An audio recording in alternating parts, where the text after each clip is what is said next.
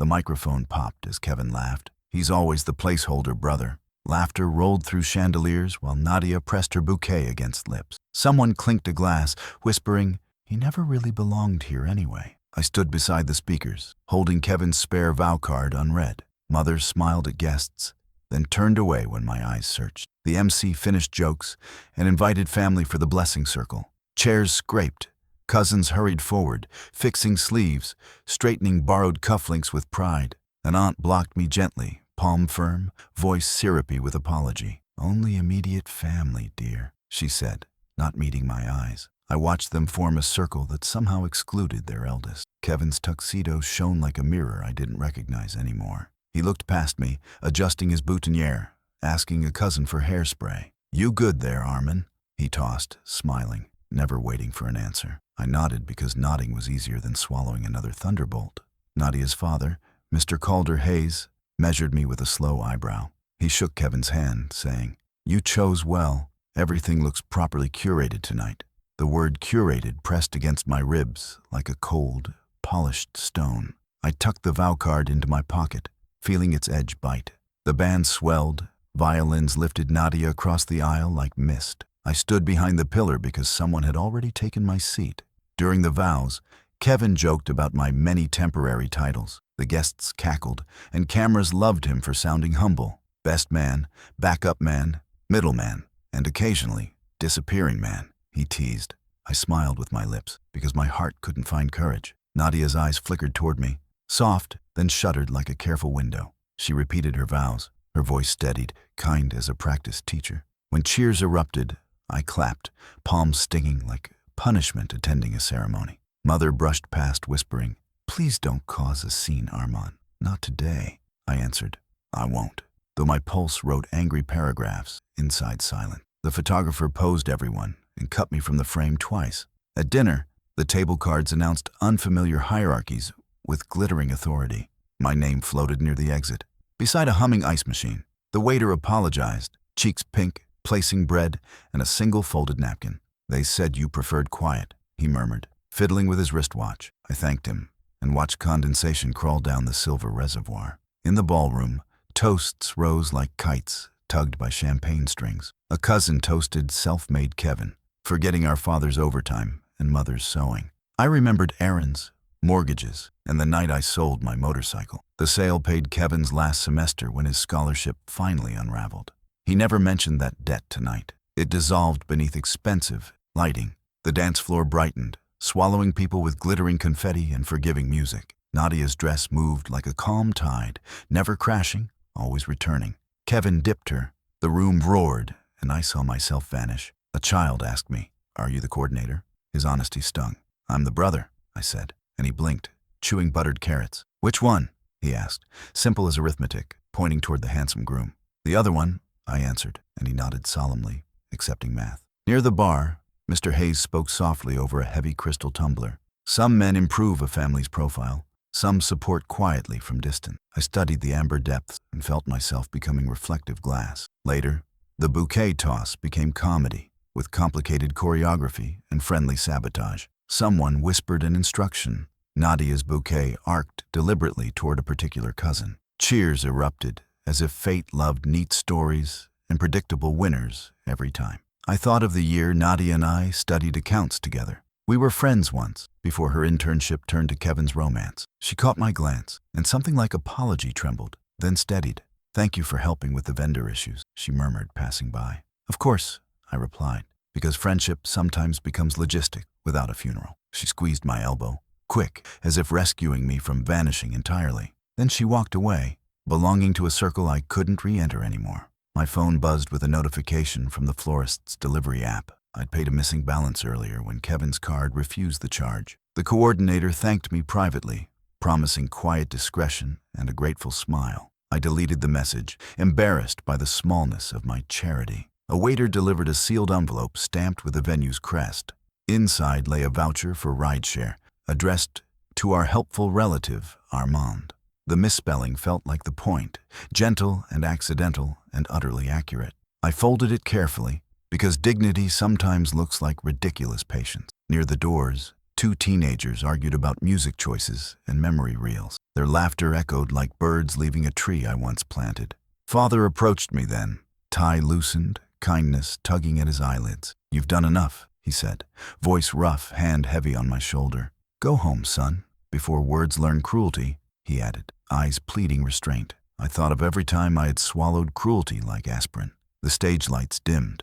The room held its breath for fireworks. Outside, sparklers flowered, and names burned temporary in tender alphabets. I watched Kevin's letters flare and vanish, a disappearing act of brilliance. "He is happy," Father whispered, like confession, like prayer for peace. "He is," I said, swallowing the ash, letting silence complete punctuation. I slipped outside to the service corridor, where air smelled honest. Back there, the concrete was cool, and the dishwasher rattled bravely. Steam rose from vents, clinging to suits, softening sharp tuxedo edges. A cook lit a cigarette and offered me one without speaking. I refused, and he nodded, understanding without history, blessing without ceremony. "Family parties," he sighed, exhaling, "always bruise the quiet ones hardest."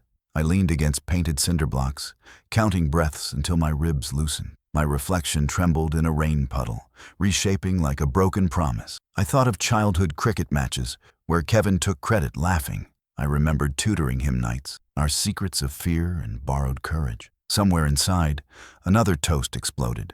Somewhere inside, a brother became a headline. The door opened, and Nadia stepped into the corridor alone. Her veil was pinned back, and her eyes looked painfully gentle tonight. "Armin," she said, tasting my name as if apologizing for hunger. "I should have defended you," she whispered, voice shaking with private shame. "It isn't your burden," I answered, steadier than I actually felt. "Be kind to him," I said, and surprised myself with sincerity. She glanced at my pocket where the unused vow card rested. "Keep it," she murmured. "Maybe you'll write vows to yourself someday." We stood there while the dishwasher sang, baptizing plates in relentless water. Then she returned to the music, and I faced the night. In the parking lot, wind-worried ribbons stuck to discarded centerpiece boxes. The sky over Karachi felt low, washed with city dust and fireworks. Neon bled onto puddles, making rivers that forgot their directions. I unlocked my small car and sat without starting the engine. My hands trembled, then settled, like birds deciding to leave winter. I imagined a life where I didn't orbit anyone's brightness, a life measured by craft, by patience, by work that endures. I breathed until the air learned my name and returned it. "I will rise quietly," I vowed, "and belong to myself completely." The keys turned. The night opened. My road waited without applause. The morning after the wedding felt like a leftover silence. My phone blinked with unread messages, some jokes, a few polite thanks for helping last night. None from Kevin, none from Mother. The suit hung near the window, smelling of rosewater and spilled wine. I stood barefoot on the tiles, tracing the fading marks of confetti on my palms. My chest felt hollow, like someone had swept away furniture from my heart. I made tea and forgot to drink it, watching the steam die midair. Outside, street vendors shouted breakfast prices while my building stayed asleep. I remembered Father's words, "Go home before words learn cruelty," and realized cruelty had already learned me. I opened my wallet and found the vow card still there, creased but unread. Days became quieter, not in peace, but in absence. My phone stopped ringing except for reminders of bills. I applied for part-time bookkeeping jobs, but interviews blurred into polite refusals. The neighbors' laughter leaked through thin walls, filling my evenings with borrowed joy. I kept thinking of the boy who'd asked which brother I was. His innocent question echoed louder than Kevin's jokes. Mother sent a message after a week, short as a receipt. "Hope you're fine. Don't overthink," I almost replied.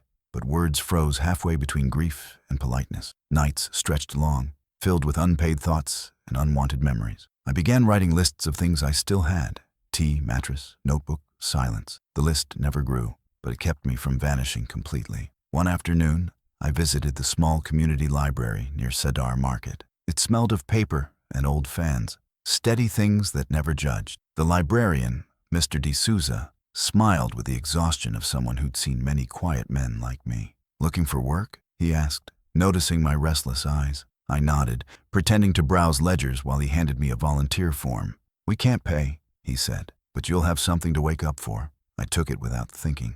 Even unpaid purpose felt like gold dust. The next morning, I stacked donated books and cataloged titles nobody borrowed. My hands steadied, learning rhythm in small tasks again. At lunch, I shared boiled eggs with D'Souza while he hummed old Goan songs. For the first time in weeks, I laughed without permission. Still, nights brought back the wedding's echo. I'd see Kevin's tuxedo glow under lights, Nadia's cautious smile, the family's proud circle. I wondered if they ever remembered I'd stood near the pillar, invisible and breathing. Anger visited sometimes, polite but persistent, asking to stay longer. I tried ignoring it, sweeping it under routine chores and library dust. Yet it returned and whispering, "You deserved better." I argued silently. Maybe I didn't, maybe this is balance. But guilt never left alone. It invited shame to stay. I watched young readers with ambition and notebooks. Their certainty hurt more than pity. Each night, I promised to move forward, but morning found me anchored again. It took months to learn that healing doesn't announce itself. It just arrives one page at a time. Winter crept into Karachi, softening even harsh memories. The library's heater barely worked, but I liked its stubborn hum. D'Souza sometimes left early, trusting me to lock up. One evening, a woman returned overdue books, her hands trembling from cold. She thanked me for waiving her fine, saying, "You're kinder than the last guy." I smiled, unsure when kindness became my defense. Her words lingered as I walked home past shuttered bakeries. Somewhere deep, something tiny and stubborn started growing. Hope, or maybe self-respect, wearing hope's disguise. I reached my apartment and stood at the window, watching streetlights paint gold across rainwater. For the first time, I didn't feel smaller than the city. I just felt part of it, imperfect, but still breathing. A week later, Kevin's wedding photos appeared online. Everyone looked immaculate, radiant in curated perfection. I hesitated before scrolling, but curiosity won. Each frame edited me out completely. Even corners where I stood were cropped clean. It hurt, but also clarified something I hadn't named. I wasn't erased, I was released. I shut the phone and whispered, "Thank you," though I didn't know to whom. Maybe to the silence, maybe to the lesson. The vow card still lived in my wallet, patient as forgiveness waiting to be earned. I unfolded it and finally read his words. Generic promises, nothing sacred, nothing personal. I laughed quietly, not out of bitterness, but recognition. That night I slept peacefully, certain I'd already begun walking away. Days shaped themselves into patterns. Library mornings, notebook evenings, quiet dinners. I learned to cook modest meals, measuring salt with patience instead of haste. Each small improvement stitched confidence into my days. Sometimes, I passed Kevin's company billboard on my bus route. His face smiled under a slogan about family-driven excellence. I no longer looked away. I just nodded, a silent acknowledgement of chapters closed. I realized revenge didn't always mean retaliation. Sometimes, it meant survival with grace. I kept volunteering, kept showing up even when no one expected me to. One afternoon, D'Souza announced he was retiring and wanted me to manage part-time coordination. "You're steady," he said, "and steadiness is rare." His trust felt heavier than gold. That night, I dreamed not of weddings, but of open doors. I signed the library contract on a gray Tuesday morning, when clouds looked like unfinished apologies. The paper was thin, printed on an old dot matrix printer, but it felt heavier than any document I'd ever held. "It's just a small honorarium," D'Souza reminded me, sliding the pen across the counter. "We can't afford fancy titles, but you'll keep this place alive." I smiled and shook his hand, promising to try. As he left for the last time, his figure looked smaller than I remembered, shrinking into the misty street like an era ending. I walked through each aisle, dusting shelves, labeling corners, learning how silence holds history. It wasn't much. A broken heater, flickering lights, borrowed time, but it was mine. And for the first time since the wedding, I belonged somewhere that didn't judge how quietly I existed.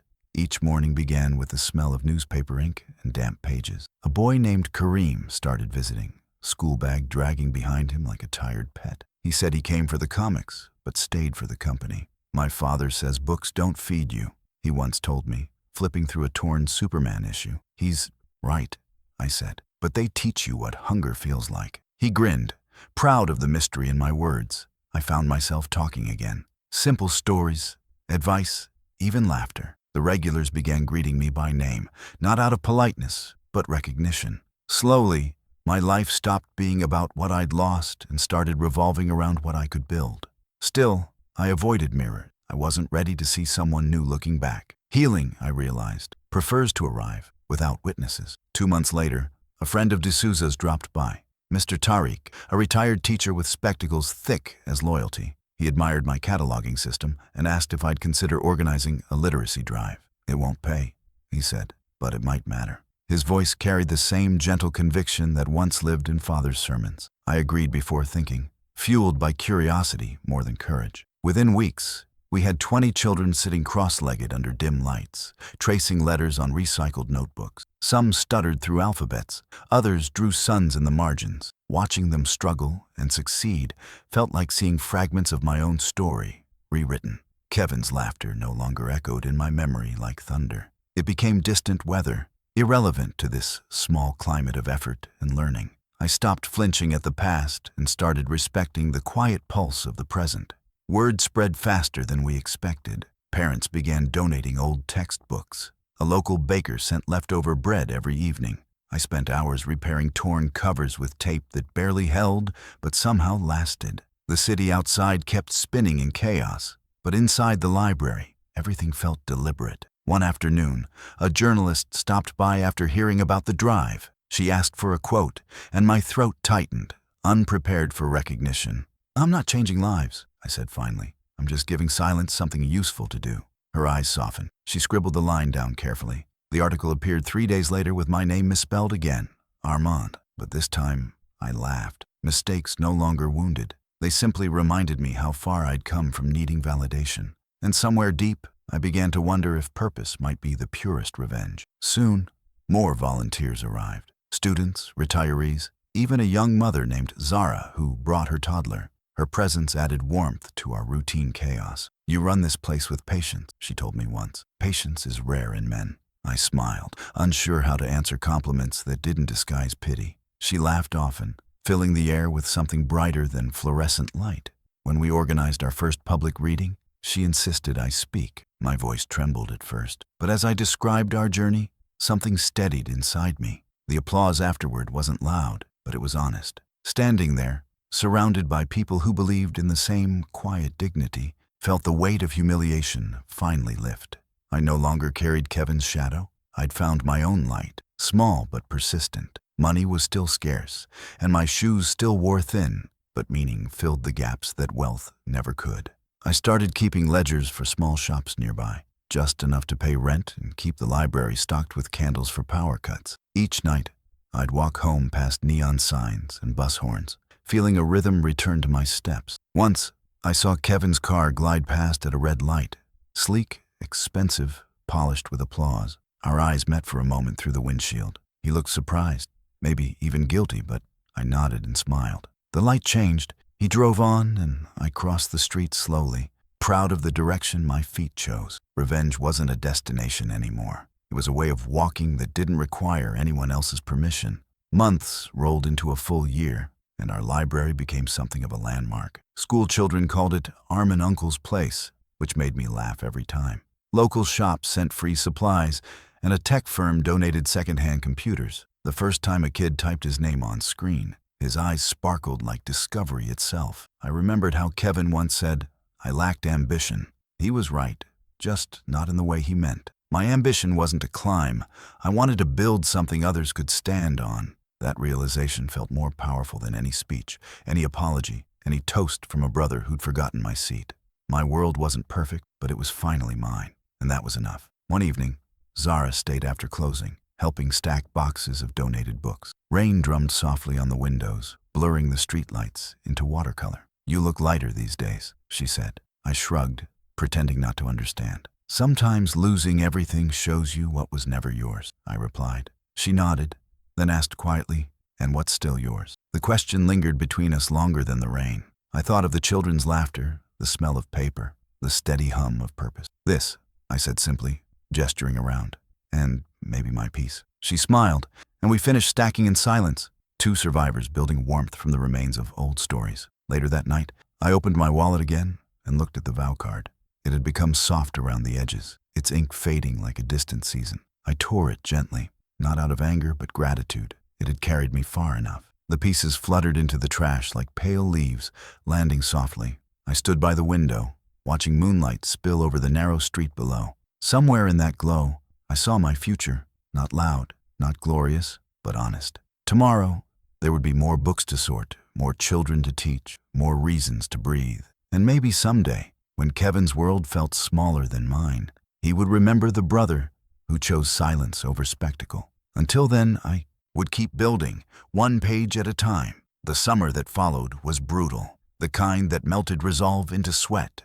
The library's old fans struggled, and the computers whined under heat. Yet every morning, children still arrived, dusty sandals slapping against the floor. I'd open the door early, letting in the dawn breeze before chaos began. We had more books now, more volunteers, more laughter. Sometimes I'd catch myself smiling at the sight of Kareem explaining grammar to a younger kid like a proud little teacher. Mr. Tariq returned occasionally, nodding at our progress with eyes that hid tears. "You've made this place breathe again," he said once. I didn't answer. Words felt smaller than what I felt. For the first time, I wasn't surviving. I was growing. Growth, I learned, isn't gentle. It demands what pain once owned. We faced a shortage of funds when the donor program ended abruptly. I could have begged for help, but begging still carried the taste of old shame. Instead, I began offering evening workshops, basic accounting, resume writing, business English. I printed flyers at a cyber cafe and walked the streets distributing them. People mocked my effort at first. A library teaching jobs? What's next, miracles? They laughed. But curiosity filled the seats anyway. On the first night, only 4 people came. I taught like it was a full classroom. "Every ledger begins with one honest number," I told them, and their faces softened. That night, I went home with aching legs and a full heart. By August, the workshops grew into regular sessions. Word of mouth worked harder than advertisements. Shopkeepers sent apprentices, mothers sent sons, and the city sent me gratitude disguised as chaos. I'd return home exhausted, my shirt stained with chalk dust and humidity. Sometimes I'd see Kevin's billboard still glowing, but it no longer stirred jealousy. I wondered if he ever passed by our street, if he noticed the small crowd outside the library during dusk. Maybe he didn't, and maybe that was better. I'd stopped needing his acknowledgement the moment strangers started calling me sir. It wasn't pride, it was peace, the kind that doesn't seek witnesses. Zara began handling event coordination, and her precision amazed me. She planned a reading festival that gathered students, local writers, even a small TV crew. The thought of cameras terrified me, but she insisted, "You built this. Let the world see." The day of the festival, the library overflowed with noise and wonder. Balloons tangled with ceiling fans, and laughter spilled onto the sidewalk. I spoke briefly, only a few sentences, but every word carried the weight of the road I'd walked alone. "Books saved me," I said simply. "Now I just make sure they keep saving others." The applause this time didn't hurt. It wrapped around me softly, not as validation, but as belonging. Later, when the journalist asked for a photo, I didn't hide behind the shelves. Growth attracted light, and light invited shadows. Not everyone liked what we were doing. A local politician claimed we were wasting resources and demanded we vacate the municipal building. The notice arrived stamped and heartless. For 2 nights, I barely slept. Imagining the shelves dismantled, the children turned away. But then I remembered D'Souza's quiet resilience. "Steadiness is rare," he'd said. So I gathered our volunteers, and we wrote petitions, made calls, and organized a community rally. People showed up. Shopkeepers, teachers, even strangers. The crowd wasn't large, but it was loud enough to be heard. A week later, the eviction was reversed, citing public interest. I stood before the locked notice board and exhaled a laugh. For once, I'd fought without breaking. With the threat gone, something deeper settled in me. Confidence, not loud, not boastful, but grounded. I began dressing better, tucking shirts neatly, trimming my hair. It wasn't vanity, it was self-respect waking up. Children noticed. "Sir looks like a film hero today," one teased, and everyone laughed. I laughed too. On weekends, I started teaching adult classes in nearby factories. Men who once mocked my effort now shook my hand with respect. "You're patient, brother," one said, and I smiled at the word brother, tasting it without bitterness. Maybe not all brothers betrayed. Some were found along the way. One evening, I received a call from an educational NGO in Islamabad. They'd read about our work and wanted to partner for a digital literacy project. "We'll provide resources," the woman said, "and you'll manage operations locally." I agreed, stunned but composed. The next week, boxes arrived. New laptops, routers, educational kits. Watching the children touch the keyboards was like watching stars form from dust. I remembered Nadia's voice saying, Maybe you'll write vows to yourself someday. I had, in every ledger, every lesson, every sunrise that didn't need apology. The past no longer chased me. It bowed quietly and stepped aside. The partnership brought media attention, and with it, new challenges. Interviews, paperwork, leadership responsibilities. I learned everything the hard way. Nights grew shorter, but my sense of worth grew immense. Zara often reminded me to rest, scolding like a friend, smiling like something more. Sometimes I caught her watching me when I wasn't looking, her expression unreadable. I didn't push it. Life was finally calm, and I feared disturbing it. Yet deep down, I knew she had become part of my story, not as rescue, but as reflection. We were both rebuilding from quiet wreckage, both proof that broken doesn't mean ended. By the year's end, the library had become more than a building. It was movement, memory, and redemption stitched together by ordinary hands. The same street kids who once mocked me now volunteered on weekends. Parents brought food, companies donated supplies, and newspapers called us a symbol of humble transformation. I smiled reading that headline. It felt too poetic for a man who still lived in a rented room with a flickering bulb. But I kept the clipping, not for fame, but for Father. He would have loved to see it. I imagined his proud silence, his eyes soft with unspoken words. Sometimes, forgiveness finds you before you find those who hurt you. That night, standing under the dim yellow streetlight, I whispered, "Thank you, Kevin," not in sarcasm, but truth. His betrayal had pushed me into the world's open hands. I wasn't the outsider anymore. I was the center of my own small universe. The vow I made at his wedding had finally kept its promise. I rose quietly, but this time, the world noticed without me asking. The monsoon came early that year, and with it came change. Rain hammered the library roof until the leaks sang their familiar song. I stood beneath the dripping ceiling, holding a mug of tea, watching volunteers mop puddles between shelves. Maybe we should start charging entry just to fix the roof, Zara joked, wringing her sleeves dry. I laughed, though the idea lingered longer than the humor. We'd built something real, but survival still cost money, and our goodwill had limits. That evening, I drafted a proposal for long-term funding, a detailed plan for literacy expansion, employment training, and digital access for low-income youth. I didn't know who would read it, but I wrote anyway. Words had once betrayed me. Now, they built bridges. A week later, I sent the proposal to every organization that might listen. Rejections arrived like rain, polite, prompt, and predictable. "We appreciate your passion, but our focus differs this quarter. Your initiative is admirable, but funding has been allocated."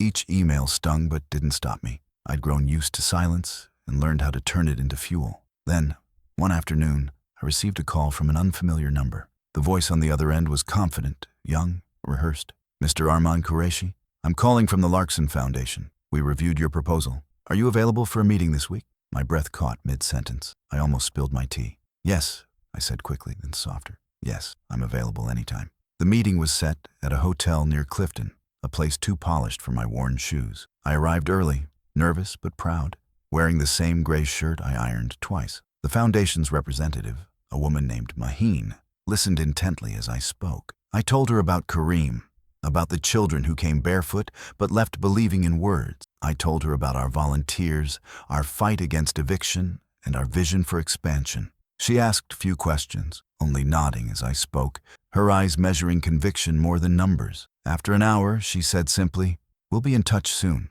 What you're doing, it matters." Those words alone felt heavier than any grant. For the first time, I walked out of a meeting not as a desperate man, but as someone with something worth offering. 2 weeks passed before Maheen called again.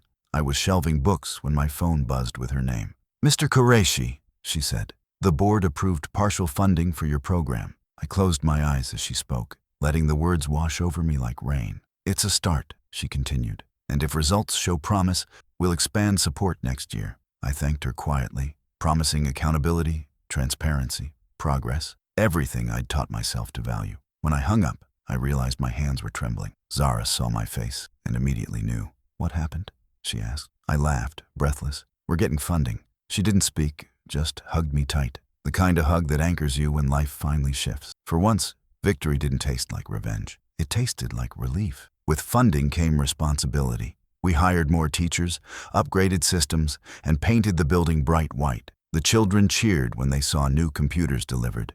Even Kareem, now taller, his voice cracking, helped unpack boxes with pride. "You did it, sir," he said. I smiled, correcting him gently. We did it. The library became a hub for transformation.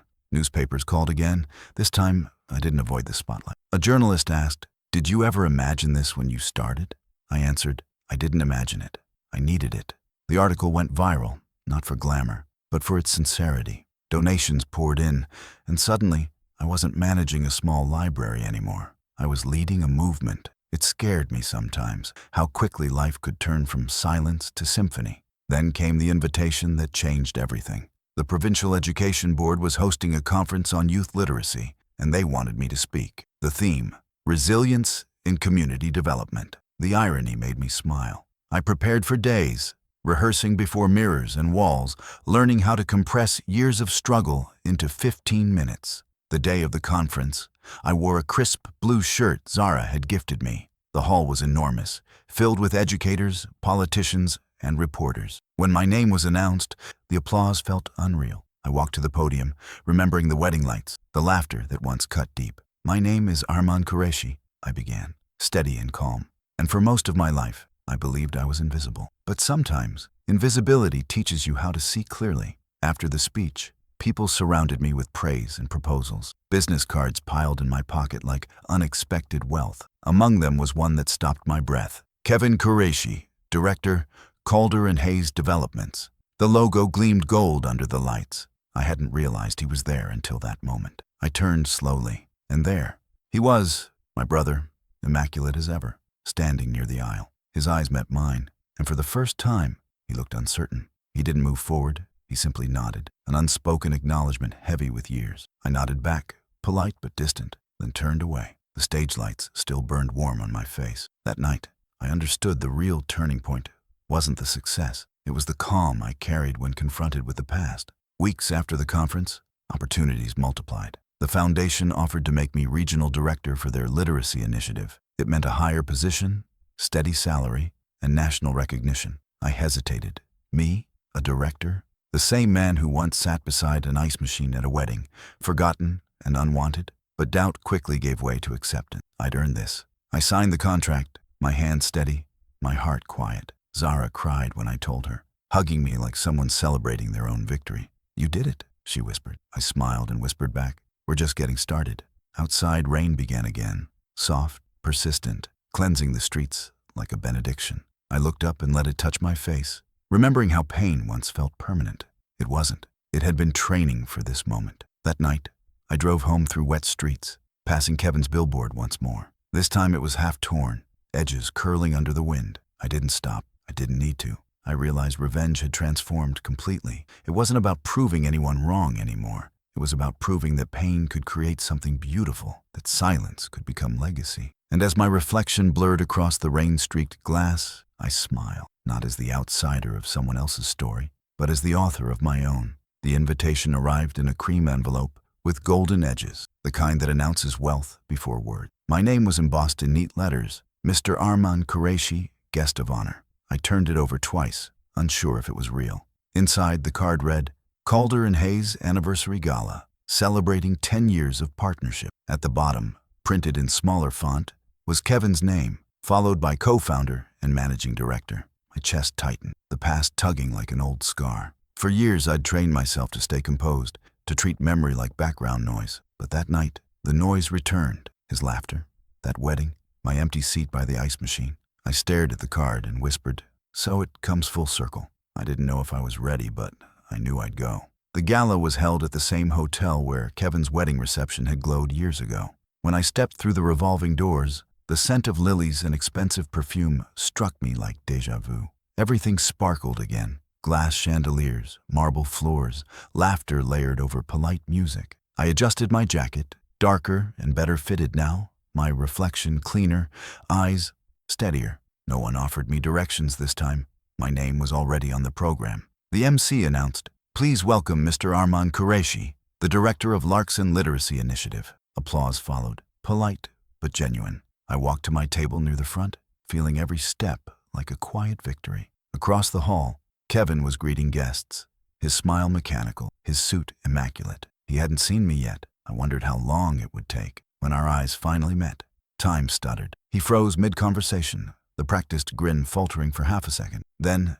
just as quickly, it returned, the politician's smile, controlled and rehearsed. He approached, holding 2 glasses of champagne. "Armand," he said, his tone light but eyes uncertain. "You made it." I nodded, taking the glass without drinking. "I did," I said, my voice even. "I heard you're doing well." He laughed too quickly. "Trying to keep up with you, apparently. Your name's everywhere these days." His compliment tasted strange, like sweet tea gone sour. We clinked glasses out of habit, and for a brief moment, it felt almost normal. Then silence settled between us, heavy and familiar. He looked away first. The speeches began after dinner. Executives praised partnerships, growth, and family legacy. When Kevin took the stage, I watched from my seat, studying the man who had once made me invisible. His voice was confident, but his smile didn't reach his eyes. "We've come far," he said, "and tonight I'm grateful for those who've inspired me to do better." His gaze flickered toward me briefly, too brief for others to notice, long enough for me to feel the tremor behind his words. When my turn came to speak about our literacy program, I didn't mention pain or family. I spoke of opportunity, of second chances, of how failure teaches compassion. Yet, each word was a mirror, and I knew Kevin saw himself reflected in every syllable. When I finished, people stood and clapped. Kevin did too, slower than the rest. After the ceremony, the crowd dissolved into small clusters of laughter and networking. I slipped away to the balcony, overlooking the sea. The air smelled of salt and rain, the waves murmuring softly below. I leaned against the railing, letting the noise fade behind me. Then footsteps approached, measured, hesitant. "You always liked standing apart," Kevin said, joining me. His voice had aged. It carried fatigue beneath the polish. "Some habits survive," I replied. He exhaled, eyes on the dark horizon. "You've done well," he said quietly. "Better than I expected." "You expected very little," I said, but my tone wasn't cruel. He nodded, accepting it. "I did," he admitted. "I thought success belonged to those who took it first. I never realized it could belong to those who wait." His honesty startled me more than his arrogance ever had. He turned toward me, expression softening. "I wanted to reach out years ago," he said, "but shame doesn't let you knock easily." I didn't answer. The silence stretched between us like a fragile bridge. "Finally," I said, "you didn't owe me anything, Kevin. Not then, not now." He shook his head. "That's where you're wrong. I owed you more than anyone. You paid my fees. You stood by me when no one else did. And at my wedding, His voice cracked before he finished. "I hurt you, Armin. For nothing. Just pride." I looked at him. The perfect brother, finally stripped of perfection, and I saw not my rival, but a frightened man. For the first time, pity didn't feel bitter. It felt freeing. "You were young," I said softly. "We both were." He blinked hard, then laughed without humor. "You should hate me." "I did," I admitted, "but it got heavy carrying that hate around." He nodded, staring down at his hands. "You forgive too easily," he murmured. I smiled faintly. "No, I just got tired of bleeding for people who never noticed." We stood in silence, the sea wind tugging at our jackets. Somewhere behind us, applause rose for another toast, but it sounded distant, unimportant. Kevin finally said, "Nadia asks about you sometimes. She says she still feels guilty." I met his gaze. "She shouldn't. We all choose our own silences." He looked at me then, really looked, and I saw regret raw and trembling. It was enough. I didn't need an apology scripted in words. Before leaving, Kevin reached into his pocket and pulled out a small envelope. "This is for the library," he said. "A donation, nothing else." I took it without opening, my fingers brushing his briefly. "Thank you," I said simply. "We'll put it to good use." He hesitated, as if wanting to say more, but then smiled, tired but sincere. "You always were the better man," he whispered. I shook my head. "No, just the one who learned later." When I walked back inside, the lights felt softer, the music calmer. The crowd parted easily now, not out of pity, but respect. Kevin watched from across the room, glass in hand, and for the first time, his smile didn't look like armor. It looked like peace trying to find its way home. I left before the night ended, slipping out quietly while the speeches continued. Outside, the rain had begun again, steady and cleansing. My car waited under the same tree where I'd parked years ago for his wedding. Back then, I'd driven away in humiliation. Tonight, I left with grace. As the windshield blurred under raindrops, I whispered, "I'm not the outsider anymore." The city lights stretched ahead, gold and endless, and I realized something beautiful. Sometimes, life doesn't give you revenge. It gives you a second scene, one where you finally stand tall, and the world notices without needing to clap. The morning after the gala, sunlight spilled through my window like quiet forgiveness. I hadn't slept much. The night replayed in fragments, the handshake, the confession, the tremor in Kevin's voice. For years I had imagined our reunion as a reckoning, sharp and satisfying. Yet when it finally came, it felt weightless, almost gentle. His apology hadn't been grand. It was a cracked whisper beneath the noise. But somehow, that small sound loosened something deep inside me. I sat at the table, sipping tea gone cold, watching dust swirl in golden light. For the first time in a decade, I didn't feel like the wounded brother. I felt like the man who had survived the wound. Still, some part of me wondered, did Kevin truly understand? Or was guilt just another stage mask? That week, he called again. His number flashed on my screen, and my heart reacted before my mind did. "Armin," he said, his tone formal, like a man learning humility. I was wondering if we could meet. Just talk. I hesitated, but agreed. We met at a small cafe near Clifton Beach, the kind of place where no one knew our names. He arrived early, nervously stirring coffee that had already gone cold. "You've changed," he said when I sat down. "You look lighter." "Maybe I finally stopped carrying everyone's weight," I replied. He smiled, then sighed. "I've been thinking about what you said, that I was young. Maybe I still am, in the worst ways." His honesty disarmed me again. "It's strange," he continued. "Success filled my days, but emptied my nights." I listened quietly as my once proud brother began to unravel. He spoke of the business, the pressure, the politics, the partnerships that felt like cages. "Everyone calls me a leader," he said, "but I feel more like a salesman who sold his soul too early." His confession wasn't for sympathy. It was an autopsy of his own choices. "I used to think being first made me stronger," he went on. "Now I realize I was just afraid of being forgotten." The words hit me harder than I expected. That fear, that desperate need for belonging, had shaped both of us in different ways. I reached across the table, my hand steady. "You're not forgotten, Kevin. You were just lost." He looked at me, startled, then nodded slowly. Maybe we both were. Outside, the waves crashed against the shore like applause for something invisible. It was the sound of two brothers finally learning how to listen. Over the next few weeks, Kevin started visiting the library. The first time, the children whispered excitedly, "Sir's brother," as if I were royalty. He smiled awkwardly, helping stack books, donating supplies without announcement. "You've built something beautiful," he told me once, eyes scanning the rows of old shelves and new dreams. "No, we built it," I corrected, surprising myself. He blinked, as though the word "we" had been missing from his vocabulary for years. Slowly, he began to shed his layers, the arrogance, the perfection, the fear of failure. One afternoon, I watched him kneel beside Kareem, explaining math problems he barely remembered. It wasn't perfect, but it was honest. In that moment, I saw the brother I'd lost, not the groom on a stage, but the boy who once shared my biscuits during long study nights. Redemption, it seemed, could be quiet too. Nadia came one day as well, unannounced but expected. She stood at the doorway, holding a box of donated books. "You've done something incredible," she said, her voice softer than I remembered.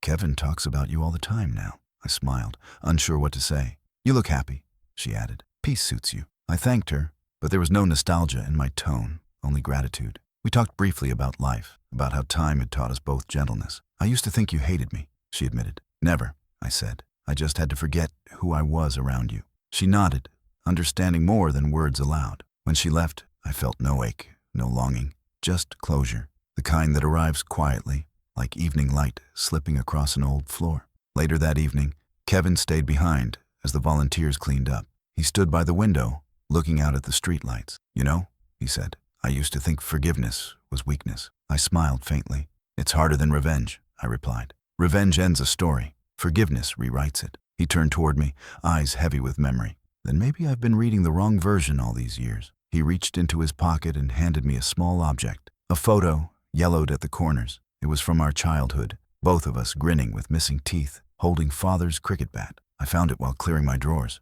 he said. "Thought you should have it." I held it carefully, the paper trembling in my hands. "We look happy," I murmured. "We were," he said softly, "before ambition learned how to divide us." The weeks became lighter after that. We began meeting often, sometimes for coffee, sometimes at the library, sometimes in silence. There was no dramatic reconciliation, no cinematic hug, just small gestures that rebuilt what pride once burned. One Sunday, Kevin helped fix the leaky roof, hammering nails with more effort than skill. The children watched, amused. "Is he your helper now?" one asked. "No," I said, smiling. "He's my brother." The word didn't feel heavy anymore. It felt earned. By evening, the roof stopped dripping, and the air inside felt clearer. We sat together, sweaty and content, watching the sunset through dusty windows. Feels good to do something real, Kevin said. It always did, I answered. He laughed quietly, as if realizing that truth for the first time. Not everything healed instantly. There were awkward silences, moments when old habits resurfaced. His need to lead, my instinct to retreat. But neither of us ran this time. When he tried to offer more money for the library, I refused, politely. Help with your time, not your wallet, I said. He agreed, smiling. For once, pride wasn't a barrier. It was a bridge. Together, we organized a community seminar on education, drawing crowds that filled the small hall. Watching Kevin speak with sincerity, I felt something I hadn't in years. Pride not in myself, but in him. It wasn't revenge anymore. It was renewal. The story that began with betrayal was now being rewritten with grace. One evening, as we locked up, Kevin stopped me at the door. Armin, he said, thank you for not hating me forever. I looked at him, calm and certain. I didn't forgive you for you, I said. I forgave you so I could breathe again. He nodded slowly, tears he didn't hide tracing his cheeks. You've always been the stronger one, he whispered. I smiled. No, I just learned to hurt better. We stood there for a long time, not talking, just existing in the same air again. For the first time in years, silence didn't divide us. It healed us. The night after Kevin's visit, the library was quiet, except for the hum of the ceiling fan and the soft turning of pages. I sat at my desk, the childhood photo lying beside the ledger. Our smiles in that picture looked unbroken, untouched by pride or disappointment. I traced the edges gently, realizing that forgiveness doesn't erase pain.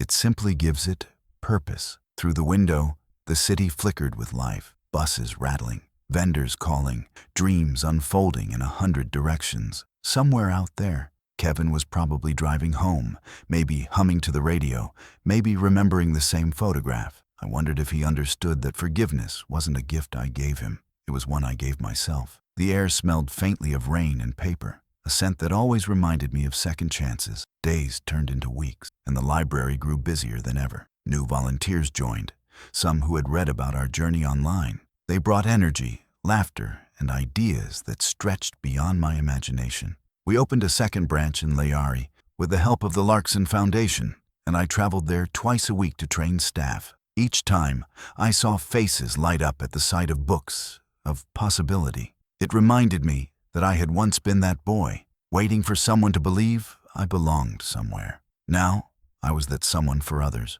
The circle had completed itself. One afternoon, while supervising a literacy class, I caught myself smiling without reason. It wasn't happiness exactly. It was something deeper, quieter. It was peace that had survived the storm. Kevin began volunteering on weekends, showing up without announcement, wearing simple clothes that looked borrowed from humility itself. He read to children, fixed broken chairs, and even helped organize a sports day. The kids adored him, unaware of the weight between us. Watching him laugh with them, I saw not the man from the wedding, but the brother I had wanted to see that night, the one who shared joy instead of taking it.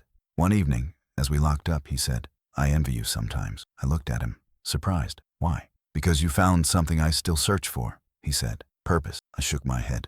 You'll find it too. You just stopped listening for too long. He smiled, nodding, as if the answer had always been waiting inside him. A month later, the city awarded our library initiative a civic medal for educational impact. The ceremony was modest. No chandeliers, no speeches written by publicists, just teachers, students, and a handful of journalists. As I accepted the plaque, I thought of every humiliation that had led here. The laughter at the wedding, the lonely mornings, the rejection letters. Each bruise had been a brick. I looked at the audience and saw Kevin sitting in the front row, clapping quietly, pride softening his face. After the event, he hugged me, the first real hug in years. You earned this, he said.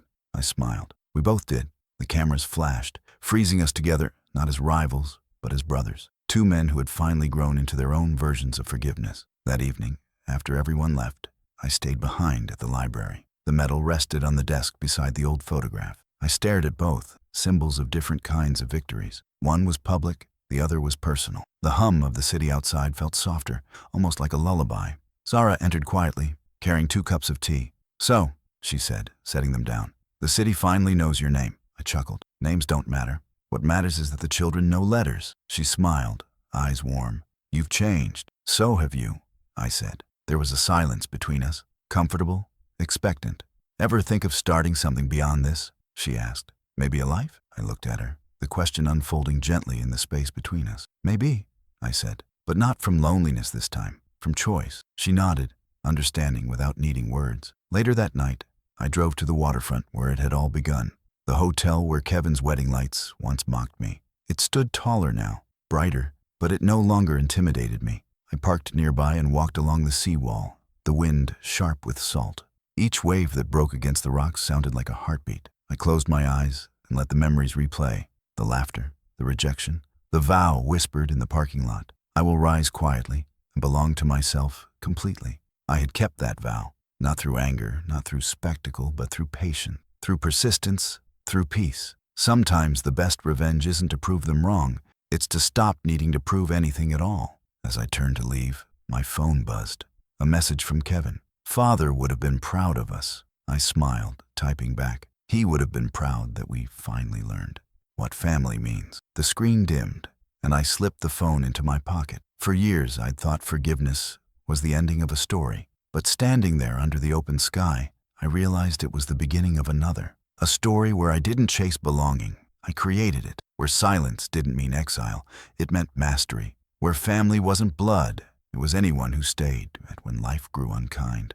The wind brushed against my face like an unseen blessing. I whispered, "Thank you, Kevin," not as closure, but as continuation. When I returned home, I placed the childhood photo in a frame beside my desk. The smiles in it no longer hurt.